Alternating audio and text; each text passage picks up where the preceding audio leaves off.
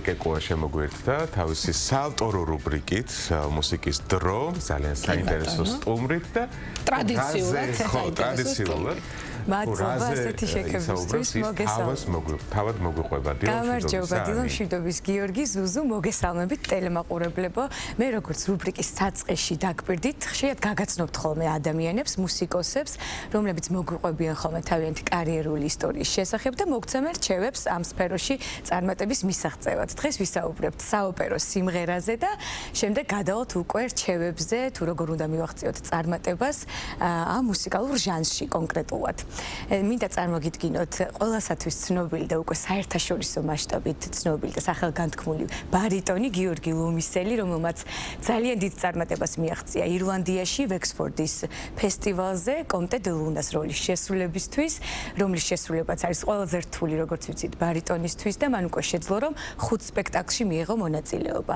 შემდგომ ამ ყველაფერს მოჰყვა საერთაშორისო პრესის შეფასებები, კომენტარები იყო ასეთი, რომ იგი არის განსაკუთრებული ტემბრის პატრონი, რა თქმა უნდა, ემოციური, სიღრმისეული, ექსპრესიული და მან შეძლო, რომ თავისი პერსონაჟი წარმოიჩინა როგორც ნაკლებად ბოროტი და მეტად ღირსეული პერსონაჟი და მე მგონი ეს მხოლოდ ქართველებს შეუძლიათ ასე ამ ყველაფრის გაკეთება და მან ასევე შეძლო, რომ მისი დრამატურგია შეცვალა როლი და არისტოკრატიული წარმომავლობის შესახებაც ამ ყველაფერსაც ხაზი გაუსვა და მან ლასკალას აკადემია დაამთავრა 40 სპექტაკლში მიიღო მონაწილეობა, ასევე გერმანიაში რომეო და ჯულიეტა, იტალიაში მასიმო ბელინის სახელობის თეატრში პირველად იტალიურად დადგმული აბესალომ და ეთერში მურმანის როლი შეასრულა. თუ როგორ დაიწყო მისი ისტორია, ამას თავად გვეტყვის ლოკალურად საქართველოში რითი დაიწყო შენი ისტორია, გიორგი, მოგესალმებით პირდაპირ ამ კითხვით გადმოდივარ შენთან. მოგესალმებით პირველ რიგში ძალიან დიდი მადლობა მოწვევისათვის და დაინტერესებისთვის აი ამ ჩემი სიახლეების შესახებ. ჩემი ისტორია იწყება საოპერო ხელოვნების ძალიან დიდი სიყვარულით და ასევე ოცნებით, რომ შემესრულებინა კიაზოს პარტია ოპერა ფალიაშვილის ოპერა დაისიდან და ვფიქრობ, მაინც გადამწყვეტი იყო ლასკალას აკადემია. ძალიან საინტერესო. აი შენზე ყველაზე მეტად რა მიმოქმედა, ესე ვთქვათ, საქართველოს ფარგლებში ვინმე მიიღო განსაკუთრებული წვლილი შენს კარიერაში? დასაწყისში არის საინტერესო. დასაწყისში ვიტყოდი, რომ მე ვგალობდი ეკლესიაში, სადაც მოღვაწეობდა ჩემი მოძღვარი მამა თადეუს გაბუნია, რომელსაც დამთავრებული აქვს კონსერვატორია და სწორედ მისი მოსმენის შემდეგ გამიჩნდა სურვილი, რომ ეს ინსპირაცია შეიძლება იყოს. აი ვიტყოდი, რომ ეს პირველი ნაბიჯები მაინც მისგან წამოვიდა. ძალიან საინტერესოა. ჩვენ წინა გადაცემებში სხვათაშორის ვახსენეთ, რომ კონსერვატორიასთან, ყოველ კონსერვატორიას არ აქვს იმის საშუალება, რომ საოპერო სტუდია ჰქონდეს, ხო? საქართველოში ვიცით, რომ არის ამის საშუალება და საინტერესო გვაქვს საქართველოში ყველაფერი იმისათვის, რომ განვითარდეს ეს სფერო, საინტერესო რა გამოწვევები დგას რეალურად დღეს? სხვათაშორის ჩემს შემთხვევაში მე პირველად სცენაზე დავდექი ჩვენ საოპერო სტუდიაში, რაშიც ძალიან ხელი შემიწყო ბატონმა გოგი ჭიჭინაძემ.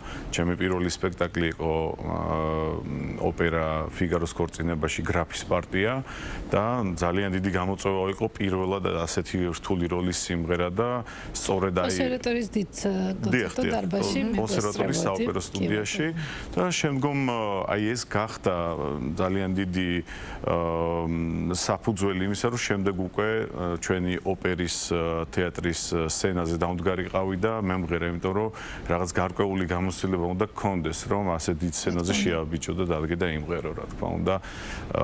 და ვიტყოდ დავამატებდი იმას, რომ ჩვენი საოპერო სტუდია ძალიან მნიშვნელოვანია ზოგადად ეს პირველი ნაბიჯებისთვის, რაზეც მეტყველებს არაერთი ძალიან დიდი ცნობილი მომღერალი არის ჩვენი ქართველი, რომელიც არის ძალიან წარმატებული და ის სწორედ ვფიქრობ პირველი ნაბიჯები ყველამ სწორედ აქ აქედან დაიწყო ჩვენი საოპერო სტუდიიდან.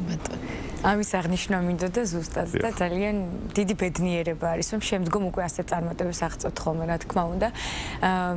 მე გამომრჩა მე თქვა, რომ ვუდი ალენის დადგმაშიც გაქვს სპექტაკლში მონაწილეობა მიღებული, ნამდვილად ბედნიერება არის და მოდი გითხარი, აი რა არის განსხვავება, ასე ვთქვათ, ლასკალაში ამხელა გამოცდილება გაქვს და გაგვიზიარე თუ შეძლებ რამენაირად, ესე ვთქვათ, რა სირთულეებს აწყდები, როდესაც მიდიხარ საზღვრებს გარეთ და აგრძელებ შენს კარიერას საზღვარგარეთ, კერძოდ კი ლასკალაში და სხვაობების შესახებაც რომ გითხრა.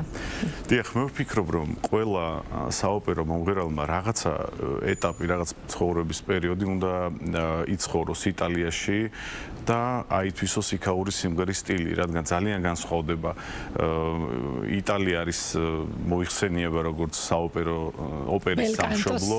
დიახ, და უნდა შეეხვა ყველაფერს და მე ვფიქრობ, აი სწორედ ლასკალაში აი ამ გამოცდილებამ მომიტანა ის, რომ ნამდვილად ავითვისე ის სტილი, რაც უკავშირდება იტალიურ სიმღერასთან. ასევე მქონდა ბედნიერება პარალელურად სწავლისა მემღერა ლასკალას სცენაზე დიდ მომღერლებთან ერთად, როგორებიც არიან ლეონუჩი, ამბროჯიო მაესტრი, შენახსენე ანი ვუდი ალენი. ეს ძალიან დიდი გამოცდილებაა, რადგან ყველა ჯერზე მქონდა იმის ფუფუნება, რომ მათთვის რჩევები მეკითხა და უფრო დამეხვეწა ეს ჩემი თქვათ სხვადასხვა მხრივ ჩემი თავი და ასევე ვიტყოდი, რომ სირთულეები იყო, რადგან პირველივე წელს ლასკალაში სწავლის დროს რამოდენიმე სტუდენტმა დატოვა ლასკალას აკადემია, რადგან გარკვეული მიზეზების გამო არ გააგრძელებინეს, ასე ვთქვათ, სწავლა და ყველა ჯერზე უნდა დამემტკიცებინა, რომ ღირსი ვიყავი იყოფნის და ეს ძალიან დიდ ფსიქოლოგიურ სიძლიერესთან იყო, ასე ვთქვათ, დაკავშირებული, რომ უნდა ყოფილიყავი ყოველთვის ფორმაში და სტაბილურად და განვითარებაც უნდა ყოფილიყო. ისე აუდიტორიის შესახებ რას გვეტყვი, იმიტომ რომ ხშირად საქართველოში საკმაოდ ისეთი კრიტიკული აუდიტორია არის ხოლმე, მინდა ვთქვა, რომ არ ვიცი, იტალიაში როგორ არის? დიახ, იტალიაში ძალიან რთულია სიმღერა, იმიტომ რომ თითოეულ სიტყვას, თითოეულ მარცვალს მნიშვნელობა აქვს მათთვის და თუ რაღაცა ისე ვერ გამოთქვი, მაგალითად ერთი სიტყვაც რომ შეგეშალოს, უკვე მათთვის ეს დიდი ტრაგედია. რომ შეურაცხყოფაც არის, რომ იტალიაში აუდიტორიაც არ გინდობს, როგორც აღმოჩნდა. ბევრად უფრო დაუნდობელია, მე ვიტყოდი, ვიდრე იტალიური პუბლიკის შემდეგ ძალიან გამიადვილდა სხვადასხვა ქვეყნებში სიმღერა, რადგან უკვე იქ ჩავაბარე ერთგვარი გამოცდა, ასე ვთქვათ. კი ბატონო. გიორგი, შენ ახსენებ ფსიქოლოგიური მზაობა, ხო? მომღერლისთვის აუცილებელი არის, როდესაც, განსაკუთრებით, როდესაც თავი უნდა დაიმკვიდროს სხვა ქვეყანაში, რა თქმა უნდა და კიდევ რა არის საჭირო იმისათვის, რომ ოპერის მომღერალი იყო, ესე ვთქვათ, სრულფასოვანი გარდა ვოკალური მონაცემისა?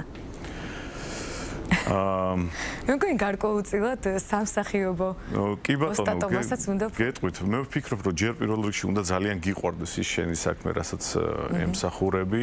აი დიდი მომღერლებისგან ბევრჯერ გამიგია, რომ რეჟიმი და სანამ არ წავაწყდი პირადად მე რასთან იყო ეს დაკავშირებული, მანამდე ვერ ხვდებოდი, რომ სიტყვები იყო უბრალოდ. რამდენ ხანს მეცადინეობთ ხოლმე? მაგას გეტყვი, მაგრამ ჩემი შეფასებით, მაგალითად, როგორც სპორტსმენი არის, რომ აი კვება ძილი, აი აბსოლუტურად ძალიან გავართ ერთმანეთს ამ მხრივ და ეს დასაცავია.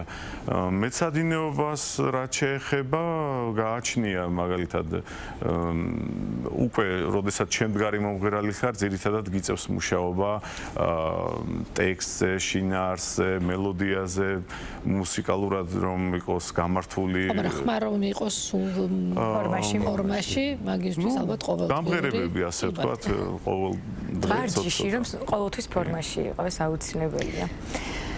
შეიძლება ერთი კითხვით, რა თქმა უნდა. პირველი როლი თბილისის საოპერო სცენაზე რა იყო თქვენი? ეს იყო სილვიოს პარტია, თუ სწორად მახსოვს, ქალბატონ თამარი ვერთან ერთად შევასრულე. ძალიან დიდი პასუხისმგებლობა იყო ჯერ იმიტომ რომ ოპერის სცენაზე დგები ისეთ ადგილას სადაც ძალიან დიდ კორიფეებს უმღერია და უკვე შენთვის ეს პასუხისმგებლობაა რომ ის გზა რაც მათ განვლეს არ უნდა შეარწყვინო შენ და ღირსეულად უნდა წარმოაჩინო ასე ვთქვათ და მეორე მხრივ კიდევ ის რომ ასეთ ცნობილ მომღერალთან ერთად მიწევდა სცენაზე და საერთოდ თქვენ არ ახართ გამონაკლისი ძალიან დიდი ესე ვთქვათ სახელები საოპერო სცენაზე მდგომი ყოველთვის ამბობენ და ამას ხაზს უსვამენ რომ მთელ მსოფლიოში სადაც უმღერიათ ყველაზე უფრო მნიშვნელოვანი და მათთვის ყველაზე საპასუხისმგებლო ყოველთვის არის საკუთარ ქვეყანაში საკუთარ ქალაქში დგომა საოპერო სცენა. ერთგვარი ანგარიშის ჩაბარება ჩვენ მივდივართ ევროპაში ვითარდებით და შემდეგ ბრუნდებით და რაღაცა მხრივ ჩვენ დიახ ანგარიშს ვაბარებთ ჩვენს სვენელს რომ როგორ განვითარდით რა გზა გავიარეთ და აი რა კარგი ბიჭი ვარ რომ და ხო ნუ რაღაცა ემოციური სამსახური უკან დაბრუნება და შეხვედრა რამე ესეთი საოცნებო როლი რომელიც გინდათ რომ აუცილებლად თქვენს რომელიმე რეპერტუარში და კარიერაში აისახოს ესე რომ რა ვიცი ესე ვერ გამოყოფ იმიტომ რომ უკვე შევასრულე არაერთი როლი რომელიც ჩემთვის საოცნებო იგივე კიაზოს პარტია მურმანის პარტია თუნდაც ეხლა ექსპორტის ფესტივალზე გრაფი დილუნას არის რომელიც არის ურთულესი ბარიტონის როლისთვის და ალბათ რაღაცა სულ ფიქრობდი ხომ აი როდის ვიმღერებ ამ როლს და აი დადგა ეს დროც და ცოტა ხნის წინ შევასრულე ესე თანამედროვე ოპერა თუ იდგმება აი უცხოეთში დავუშვათ კი უამრავი კი თუმცა მე ჯერჯერობით არ მემიღია ესე მონაწილეობა და საინტერესო გამოცდილება იქნება ალბათ მოდი მე მინდა რომ რჩევებზეც გადავიდეთ ახლა კონკრეტულად თუ შეგიძლია ჩამოაყალიბო აი რა რჩევებს მისცემდი ახალგაზრდა თაობას რომლებიც ახლა გეგმავენ თავიანთ კარიერას კი ბატონო ვფიქრობ რომ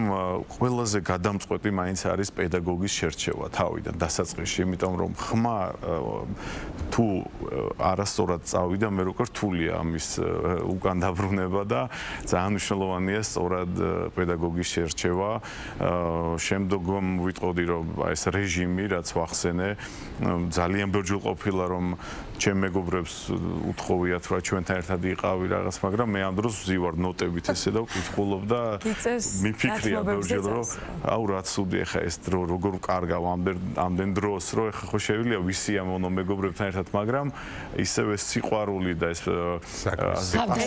პროფესიონალიზმი მაძლევს იმის ასე ვთქვათ უნარს რომ ეს ყველაფერი შევძლო და გავაკეთო რომ მე იყოს წარმატება ასე რომ აი ამას ურჩევდი რეჟიმი და კიდევ ძალიან მნიშვნელოვანია თვითკრიტიკა იმიტომ იმ გზაზე აი ეს განვითარების გზაზე შეიძლება მოგეჩვენოს რომ შენ უკვე რაღაცა ეტაპზე მიაღწი რაღაცას და ის სწორედ იქ დამთავრდეს შენი კარიერული წინსვლა და ამიტომ კრიტიკა და შეფასება მე მგონი განვითარება სწორედ აი კრიტიკას მოყვება განვითარება და ძალიან მნიშვნელოვანია გეთახმები როდესაც საკუთარ თავს კრიტიკულად აფასებ უყურებ ყოველთვის განვითარებისთვის ხარ ორიენტირებული შემოქმედები ადამიანისთვის ყოველთვის არის ძალიან მნიშვნელოვანი რომ არ დაიჯერო რომ უკვე ხარ მწერალი არ დაიჯერო კარგია ნამდვილად მოდი საომალო გეგმებსაც გითხარი რა არის შენი ასე ვთქვათ ახლო პერსპექტივაში რას უყურებს შენი კარიერა აი ექსპორტის ფესტივალის შემდეგ რაღაც შემოთავაზებები იყო კონკრეტული და ეხლა უკვე ოფიციალური მხარეებია რაღაც მოსაგვარებელი ასე ვთქვათ და ნუ არის რაღაცეები ისეთი მნიშვნელოვანი დაგეგმილი მაგრამ აღნიშნავ იმას რომ ყოველთვის მიხარია მე აი თქვენს აღნიშნეთ ქართული პუბლიკა და ეხლა 29 ნოემბერს წარუდგებით ჩვენი ქართველი საყვარელი მაყურებლის წინაშე და ვიმღერებ ჩვენი ოპერის თეატრის სცენაზე ოპერა ნავარელ ქალში გარიდოს როლს ძალიან სასიამოვნო წარმატებები არასოდეს არ არის მე მგონი ბევრი სოლისტისთვის და შემოქმედი ადამიანის გიორგის ნამდვილად წარმატება უნდა უსურვო როგორც საქართველოში ისე მის ფარგლებს გარეთ პირველ რიგში ჩემთვის ადამიანობას აქვს ხოლმე ყველაზე დიდი მნიშვნელობა და ეს ამ ადამიანს აქვს მე მგონი შეატყეთ კიდეც და შემდეგ უკვე რა თქმა უნდა პროფესიონალიზმი და ვოკალური მონაცემები რომელიც ასე უხვად აქვს და საერთაშორისო აღიარებაც თავისი ხმით აჯანყებებს მსოფლიოს სცენებს მადლობა ისურვებ ძალიან დიდ წარმატებებს გიორგი მადლობა მოწვევისთვის ჩვენ კი ყოველთვის მზად ვართ რომ გავაშუქოთ თქვენი წარმატება მადლობა. და ახალ სტუდიაშიც აუცილებლად დაგპატიჟებთ. სადაც სიმღერის საშუალებაც გვექნება. სიამოვნებით. არ ვიცი რამდენად მოგხიბლავთ ამ დილაუთენის სიმღერა, მაგრამ ჩვენ ეს დიდი გამოწვევა ხოლმე ჩვენთვის ოპერო მოღილების. გამოწვევებს არ შეუშინდები, დარწმუნებული ვარ. აი ასეთი იყო დღევანდელი 28 ნოემბრის ახალი დღე. დილას მე მგონი მშვენიერი სიახლეებით დავიწყეთ. ჩვენს ანის დავემშვიდობათ აქვე. ესეთი ყოველთვის ძალიან საინტერესო და აქტუალური თემისთვის და შესანიშნავი სტუმრებისთვის.